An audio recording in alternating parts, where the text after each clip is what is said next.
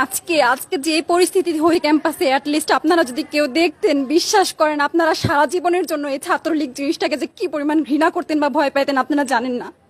এরা আমাদের সামনে রড দিয়ে পিটায়া, ছেলেগুলারে রড দিয়ে পিটায়া একদম আধা মরা করে ফেলছে। তারা এসে আমাদের পেছনে লুকাইছে, আমাদের বোরকার পেছনে, আমাদের ওড়নার পেছনে লুকায় বলে, আপু আমাদের একটু লুকায় রাখেন, আমাদের ওরা মাইরা ফেলবে, আমাদের বাঁচান আপু বাঁচান। আমরা তাদের ওড়না দিয়ে বোরকা দিয়ে লুকায় রাখছি, সেইখান থেকে আমাদের ধাক্কা দিয়ে ফেলে দিয়ে তাদের বের করে আবার মাথায় রড দিয়ে মারছে, এমন অবস্থা। এবং তারা আমাদের ক্যাম্পাসের পরিচিত মুখ, আমরা চিনি তাদের, তারা এই অবস্থা করছে, রাস্তায় একদম শোয়াই ফেলছে। আমাদের হলের মেয়েদের বুকে বড় বড় যে আসতো ইট, এই ইটগুলো বুকে ফেঁকে দিছে, মানে একদম পুরো বুকে লাগছে, এরকম জামা কাপড় ছিঁড়ে ফেলছে, এত বাজে অবস্থা।